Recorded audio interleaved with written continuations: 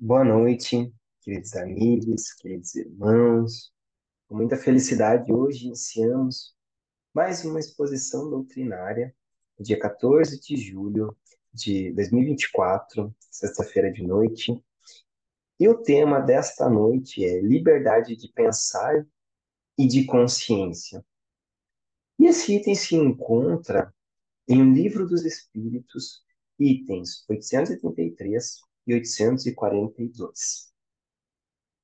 Esta questão compreende o capítulo da terceira parte, que fala sobre as leis morais, em especial esses itens se encontram na lei de liberdade.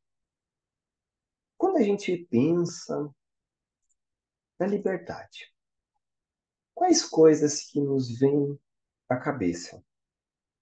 Vamos fazer um pouquinho essa reflexão sobre o que é liberdade, o que pensamos ser liberdade. Muitas vezes podemos pensar que a liberdade ela é e está resumida a coisas materiais, como, por exemplo, estar livre de alguma situação financeira, né, de de uma dívida ou algum financiamento, ou até mesmo estar livre de algo, de algum sentimento ou de algo do tipo, quando a gente fala no campo físico, né, e no campo imaterial, no campo dos sentimentos. Também tem aqueles irmãos que às vezes se encontram nos vícios, sejam esses do álcool e de outras drogas. Mas a liberdade, ela é muito mais ampla do que os nossos conceitos podem imaginar. A liberdade, ela não está restrita às coisas materiais. Como relatamos antes, também ela pode estar se referindo a sentimentos, ou até mesmo, por exemplo, quando a gente fala de relacionamentos tóxicos ou algo do tipo, né? Fulano estar livre de ciclano. Então, mas quando a gente pensa um pouquinho sobre o sentido da liberdade, tem uma frase que eu acho muito interessante que se encontra na primeira carta de Paulo aos Coríntios, capítulo 6, verso 12, onde ele relata, né? Tudo me é permitido, mas nem tudo me convém. Tudo me é permitido, mas eu não deixarei que nada me domine. Às vezes a gente pode, em algum momento da nossa vida, a gente já deve ter pensado isso. Eu posso tudo, eu sou tudo e eu posso tudo. Mas será que realmente tudo nos convém? Será que todos os sentimentos que temos nos convêm? Será que todas as dúvidas que nós temos nos convêm? Será que todas as respostas que nós temos nos convêm? Aí que está a bonita reflexão desta fala de Paulo de Tarso, que ele sintetiza o que é a liberdade. A liberdade, ela pode ser, a gente pode fazer tudo, tudo está ao nosso alcance, mas será que tudo isso nos convém?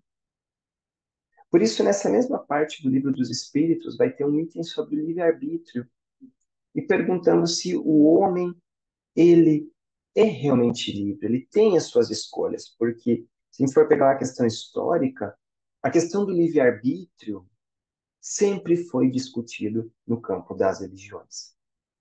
Muitas correntes religiosas vão dizer que o homem não tem o seu livre-arbítrio, é restringido por outras coisas. Mas a gente entende que nós temos o nosso livre-arbítrio das nossas ações. Mas no momento que a gente tem esse nosso livre-arbítrio das nossas ações, a gente também tem responsabilidades das nossas ações. E que a gente sabe muito bem que a gente vai responder uma hora ou outra pelas ações que tomamos. Sejam essas ações boas ou sejam essas ações más. E agora, uma outra pergunta para a gente refletir. Será que realmente somos livres? Será que não temos nenhuma amarra que nos prende? Será que somos totalmente livres? Talvez muitas pessoas digam que não. Mas tem um lugar que a gente é livre. E esse lugar é o nosso pensamento. Dentro do nosso pensamento, nós somos livres para pensarmos o que quisermos pensar. Quando às vezes a gente embarca na literatura ou lê muitos livros de fantasia, a gente imagina muitas coisas. E a gente vê o poder que a nossa imaginação tem. Nós somos livres do nosso pensamento. Da mesma forma positiva que a gente usa a nossa imaginação, os nossos pensamentos para imaginar mundos que não existem, muitas vezes dentro da ficção científica, dentro da fantasia, dentro dos filmes, também tem uma outra leva de pensamento. Que a gente sabe que muitos pensamentos passam pela nossa mente a cada segundo. A cada situação do nosso dia a dia, a cada segundo, milhões, dezenas, trilhares de pensamentos passam pela nossa cabeça. Quantos pensamentos uma mente humana é capaz de produzir em segundos? Isso é incrível, isso é inacreditável. Mas como é esses pensamentos que a gente está? Como é esses pensamentos que estamos tendo? Como relatamos anteriormente, a gente é livre no nosso pensamento. Podemos pensar em tudo o que quisermos. Aí a gente volta para aquela frase de Paulo de Tarso lá na sua carta aos Coríntios, primeira carta aos Coríntios. Tudo me é permitido. Mas será que tudo me convém? Será que todos os nossos pensamentos nos convêm? Quando a gente pensa nos pensamentos negativos, principalmente, que a gente tem, que cabe aqui uma ressalva e cabe aqui a gente comentar, será que somos responsáveis por esses pensamentos negativos, muitas vezes, que a gente tem? Será muitas vezes que a gente pode emitir esse pensamento e afetar outras pessoas com os nossos pensamentos? Será que vamos responder pelos pensamentos que temos, mesmo que só fique no campo do pensamento?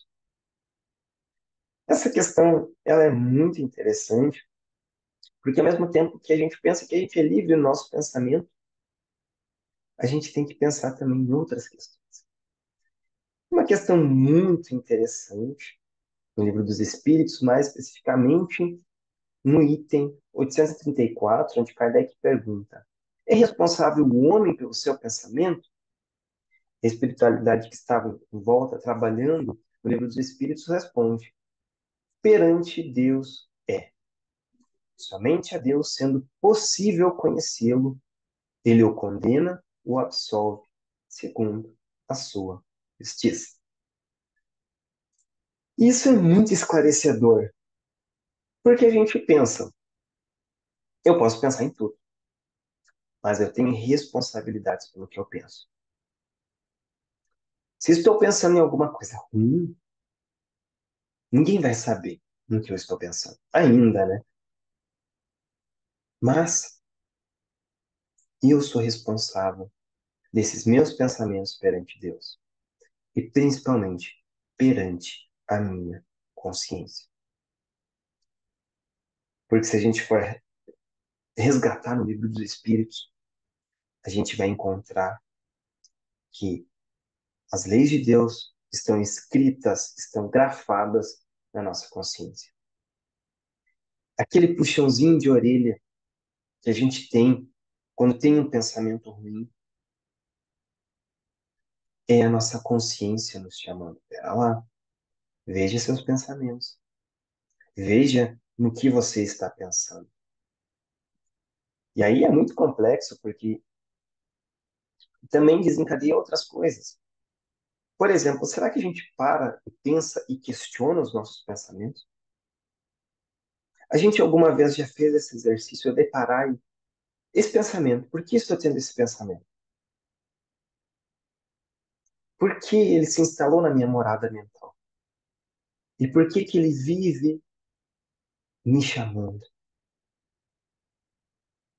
Aí que é interessante a gente pensar que tem uma ferramenta que a gente pode utilizar que justamente A gente vai passar esses pensamentos numa peneira, vai ficar com o que é bom, absorver o que é bom e vai dispensar o que é mal. E essa ferramenta é o autoconhecimento. E a gente sabe, a gente relatou inúmeras vezes o que o autoconhecimento pode fazer com a gente, o quanto essa ferramenta é útil justamente para a gente filtrar os nossos pensamentos. Que a gente sabe que às vezes a gente pensa muitas besteiras, com perdão da expressão forte.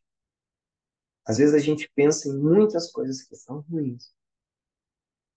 E o autoconhecimento é esse nosso treinamento da nossa mente que vai nos chamar à razão. Às vezes pensamentos tristes, às vezes pensamentos ansiosos. É muito interessante a gente duvidar e criticar esses pensamentos que a gente tem.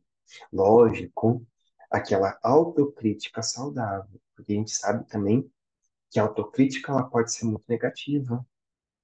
Ela pode transparecer a barreira do saudável e se tornar doentia, se tornar patógena. Então, eu estou relatando aqui aquela autocrítica saudável. Quando vem um pensamento ansioso, um pensamento triste, a gente critique esse pensamento, a gente coloca em xeque, a gente puxa para a razão esse pensamento. Será que esse pensamento condiz com a minha realidade? Será que realmente isso que estou imaginando, que estou pensando, vai acontecer? Ou é somente fruto das minhas crenças? Que muitas vezes as nossas crenças, não no sentido religioso e no sentido espiritual, mas aquelas crenças que a gente tem, muitas vezes, como, por exemplo, a autocrítica também pode ser uma falsa crença, quando ultrapassar os limites do saudável. Por exemplo, aquela falsa crença que a gente tem de achar que a gente tem que ser melhor que todos o tempo todo, que muitas vezes isso nos aprisiona. E muitas vezes os nossos pensamentos, eles vêm dessa fonte, precisamos ser melhor que os outros. Muitas vezes a gente pensa nisso. Preciso me destacar urgentemente no meio que estou. É muito bom se destacar no meio que a gente está. É muito bom trabalhar para aprimorar o meio que a gente está inserido.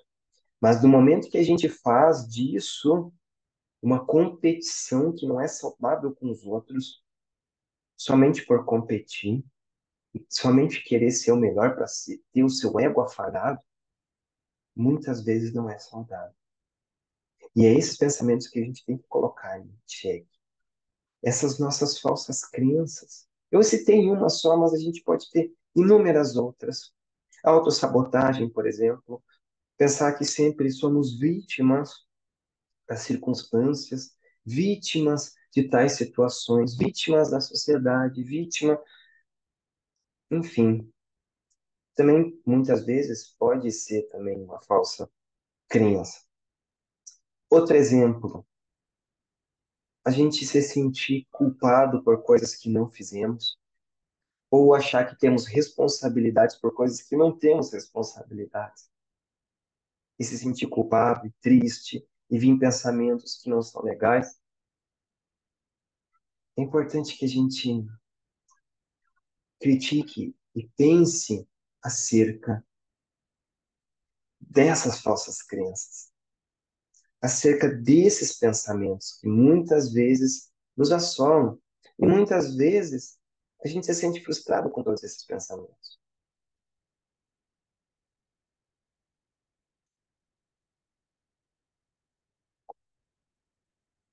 Somos livres para pensar o que quisermos. Porém, a gente um dia também vai ter que responder por esses pensamentos. Porque muitas vezes a gente pensa coisas maldosas sobre as outras pessoas. A gente julga excessivamente as outras pessoas pelo pensamento. Muitas vezes a gente pode não verbalizar isso, mas fica no campo do pensamento. julgando as ações dos outros. E a gente sabe que isso é muito perigoso, porque a gente sabe que a gente pode pensar isso, mas um dia a gente vai ter que responder até por esses pensamentos, por incrível que pareça. Por mais engraçado que pareça, a gente pensa que ninguém está observando os nossos pensamentos. Mas se a gente for pensar nos nossos anjos guardiões, nos nossos mentores, nos nossos espíritos que são nossos amigos e estão perto da gente, eles podem observar também os nossos pensamentos. Como eu falei, a gente ainda não consegue observar o pensamento das outras pessoas. Mas quando desencarnados, talvez a gente possa ver isso.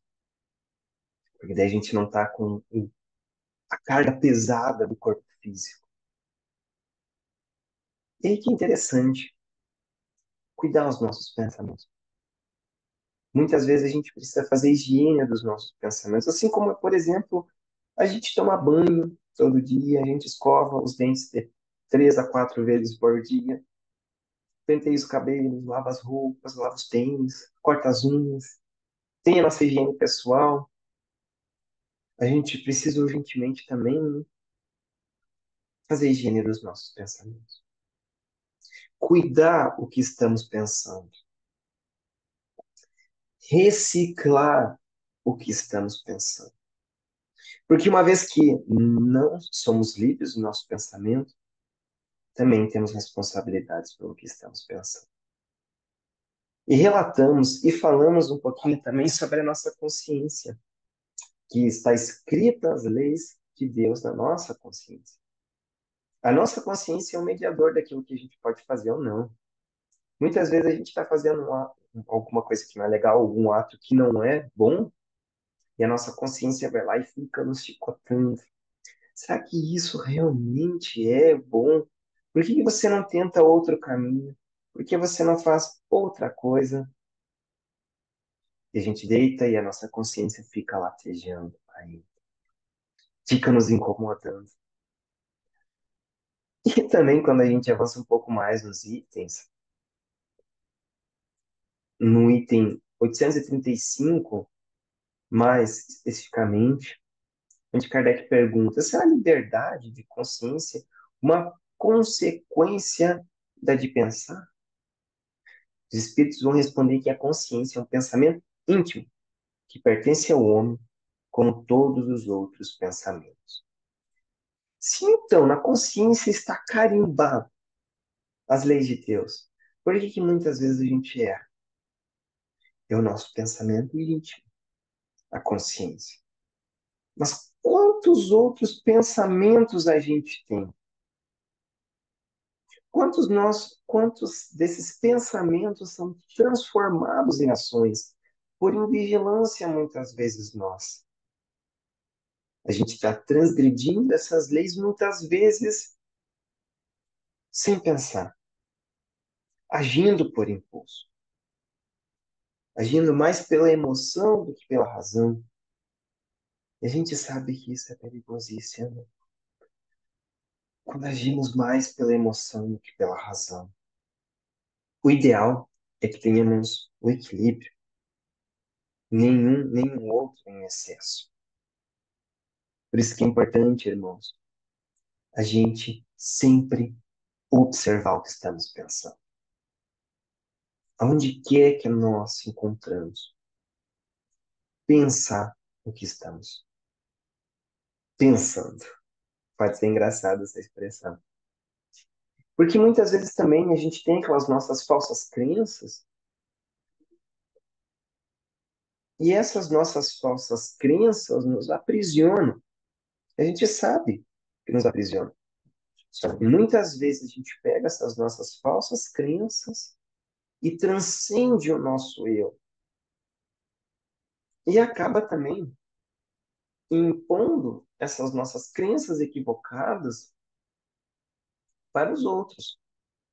E aí que tem no item 839 uma, uma questão muito interessante, porque às vezes a gente pensa que os outros devem pensar igual a gente. Que o nosso pensamento é o certo e que o que cremos, o que sabemos é o mais certo e o outro deve pensar o que a gente pensa. Ainda a gente está falando sobre liberdade falando disso. Então pense no quanto é extenso o tema sobre a liberdade. É um tema extremamente interessante e com certeza vale nosso tempo de estudo, que a gente não pretende encerrar todo esse tema, né? Liberdade, de pensamento, de consciência, somente numa exposição. Então, por isso que a gente precisa estudar,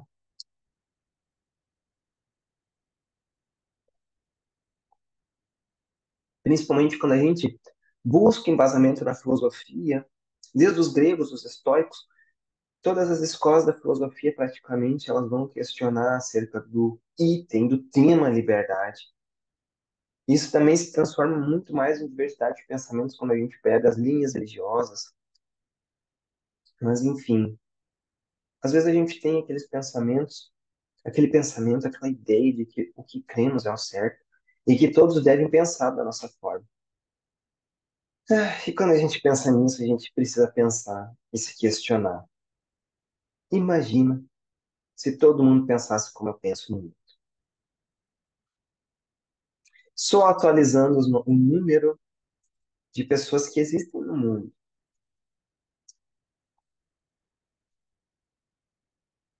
Quantas pessoas tem no mundo? Atualmente, agora, são 7 bilhões de pessoas, quase 8 bilhões de pessoas no mundo. Imagina se 8 bilhões de pessoas pensassem da mesma forma. Ou que eu impus o meu pensamento a todo custo a todos. O quanto seria desgastante 8 bilhões de pessoas pensando da mesma forma. Imagina 8 bilhões de pessoas resolvendo o mesmo problema. Será que iam chegar a soluções diferentes ou todas essas 8 bilhões de pessoas vão chegar a soluções iguais? Porque a gente sabe que é muito saudável a diversidade de ideias, a diversidade de pensamentos. Não pensemos que a gente nos fechar em caixinhas, sejam essas caixinhas religiosas, sejam essas caixinhas teológicas, sejam essas caixinhas ideológicas, sejam essas caixinhas políticas. Não pensemos que nos fechar nessas caixinhas e conviver só com pessoas que vivem nas mesmas caixinhas vai ser proveitosa para a nossa vida. Abrimos as caixas, convivamos com outras pessoas de outras caixas e vejamos, entendamos e respeitemos a diversidade de pensamentos na sociedade, no mundo, no universo. Porque ainda se não somos capazes de respeitar o pensamento do próximo, quem dera respeitar o pensamento de pessoas, de espíritos de outros planetas, do universo como um todo, se ainda não sei respeitar o pensamento do meu próximo, se eu não sei respeitar a religião do meu próximo, por exemplo, se eu não sei respeitar o partido do meu próximo, a opinião política, etc. Por isso tudo, quando a gente está falando de liberdade, se inicia no respeito. Todas as atividades humanas se iniciam no respeito, porque no momento que não temos o respeito, tudo se é perdido na sociedade. As leis de sociedade são perdidas, a lei de liberdade não é respeitada. Precisamos entender que todas as nossas ações devem ser pautadas no respeito. Fazer aos outros o que gostaríamos que fizessem conosco, ou alguém que a gente ama. Essa regra áurea a gente se esquece, principalmente quando a gente está pensando nos nossos pensamentos e no que estamos pensando. Colocar os nossos pensamentos nesse filtro. Será que o que estou pensando vai machucar outra pessoa? Será que os meus pensamentos machucam outras pessoas? É importante a gente pensar nisso. E justamente isso que Kardec ele pergunta na questão de 139. Será repreensível aquele que escandalize por motivo de sua crença um outro que não pense como ele? E olhem só a resposta da espiritualidade. Isso é faltar com a caridade e atentar contra a liberdade de pensamento. Ou seja, se Deus já nos deu essa liberdade do pensamento, se já nos deu esses mecanismos para a gente é livre para pensar tudo o que é, mas a gente é responsável. Não pensemos que a gente não é responsável. E aí agora eu vou restringir o pensamento de outra pessoa, você só deve pensar como eu penso. Você deve agir somente como eu acho. A gente não tem esse poder e nunca vai ter esse poder. Por mais que a gente nos esforce, por mais que a gente lute, a gente sabe que a gente não pode e nem deve impor o outro a nossa forma de pensar. Primeiro, isso é atentar contra a caridade. E depois, é atentar contra a própria liberdade de pensamento. Se eu sou livre para pensar, o meu irmão também é livre para pensar. O que quiser pensar. E cada um é responsável por seus pensamentos. Cada um vai ser responsável pela sua forma de pensar. Vai responder isso perante a Deus e perante a sua consciência. Que até a pior das pessoas no mundo inteiro, tenho certeza absoluta, a vozinha da consciência não deixa em paz. A popular vozinha da consciência. Por isso, irmãos, a gente deve lutar todos os momentos contra os nossos maus pensamentos. Fazer a higiene dos nossos pensamentos. Lutar contra essas nossas más tendências. E quando a gente pensa nisso, a gente sempre tem que pensar em vencer os nossos vícios. Substituir os nossos vícios por virtudes. Só que, como diria Aristóteles, a virtude ela só é adquirida com o tempo. E quantas vezes a gente errou por conta dos nossos vícios? Quantas vezes a gente errou por tentar absorver, muitas vezes, as virtudes e não consegue. E acaba sempre falhando nos mesmos pontos. Importante, irmãos, que a gente se mantenha firme em Jesus, o nosso Mestre. E tentando, ao máximo, imitar, aprender com os seus gestos quando ele esteve aqui encarnado na Terra, nos ensinando sobre amor maior, nos ensinando sobre as responsabilidades, nos ensinando sobre o quanto somos responsáveis pelas nossas ações e o quanto devemos ser caridosos e amar o nosso próximo. Esta é a mensagem fundamental do Espiritismo e do cristianismo.